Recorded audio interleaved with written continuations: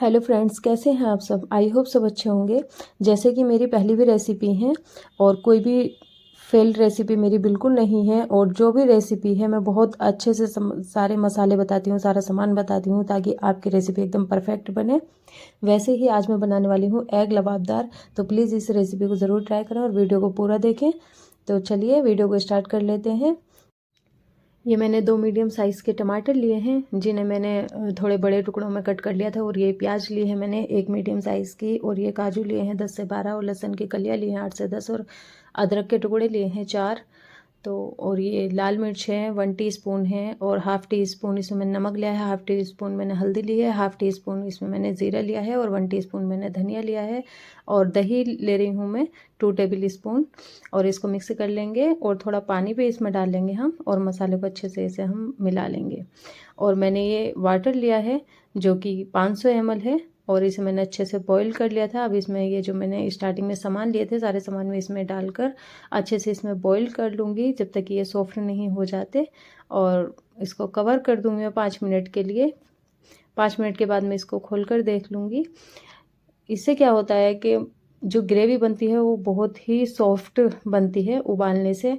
और इसका जो फ्लेवर है ना वो ज़्यादा नहीं आता, जैसे टमाटर है तो ज़्यादा खट्टा नहीं होगा।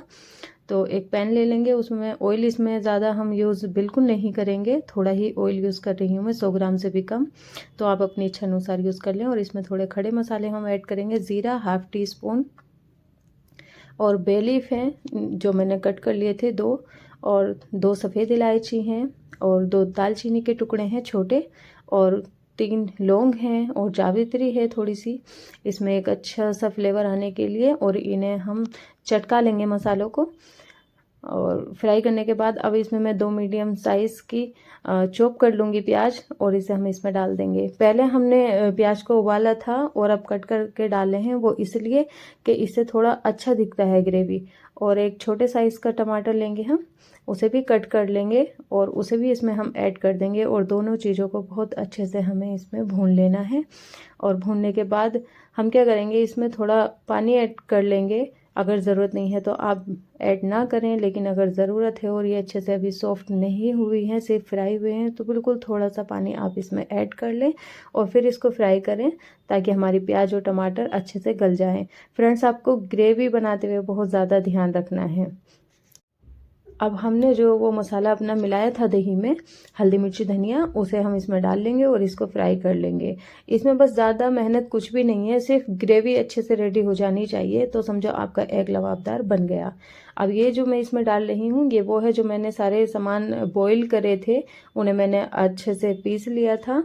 और पीसने के बाद अब जो उसमें मिक्सर में हमारा थोड़ा मसाला बचा हुआ था उसमें भी पानी मिला के हम उसे भी इसमें ऐड कर लेंगे और इसको 5 मिनट तक बहुत अच्छे से हमें इसको भून लेना है। और फिर बाद में हमें ठीक लगे तो आधी प्याली पानी और ऐड करना है। और अब हम इसको कवर कर देंगे और 7 से 8 मिनट के लिए इसे भूनने देंगे अच्छे से। ये ग्रेवी हमें अच्छे से रेडी करनी है। फिर उसके बाद खोल के देख लेते हैं। अब हम इसमें फ्रेश क्रीम ऐड करेंगे 100 ग्राम। अगर आपके पास नहीं है तो आप दूध के ऊपर से मलाई उतार के और थोड़ा उसमें दूध मिक्स करके वो इसमें ऐड कर लें। मलाई और मसाले को अच्छे से मिक्स कर लेंगे और 1 चम्मच हम कसूरी मेथी लेंगे और उसको क्रश कर लेंगे हाथों से और इसे इसमें डाल देंगे। अब हम देखेंगे कि हमें कैसी ग्रेवी चाहिए, तो हमें थोड़ा इसको पतले करना है क्योंकि अभी हम इसमें एग भी ऐड करेंगे। तो 1 प्याली आप इसमें पानी ऐड कर दें और इसको कवर कर दें 2-3 मिनट के लिए। फिर 2-3 मिनट होने के बाद हम इसको खोल कर देख लेंगे और गैस का फ्लेम हमें मीडियम रखना है। अब खोलने के बाद हम इसमें एग ऐड करेंगे। तो प्याली में हम 1 एग तोड़ेंगे और उसको इसमें हम ऐड कर देंगे। फिर हम स्पेस बनाएंगे थोड़ा सा, फिर 1 एग तोड़ेंगे और फिर वो कर देंगे, डाल देंगे इसमें। ज़्यादा कोई भी प्रॉब्लम नहीं होगी, आराम से सेट हो जाएंगे। बस आप ये ध्यान रखें कि आपका कढ़ाई कैसी है या जो भी पैन आपने लिया है उसमें सही से सेट कर दें। इसमें 6 मिनट के बाद हम इसको खोल कर देख लेंगे।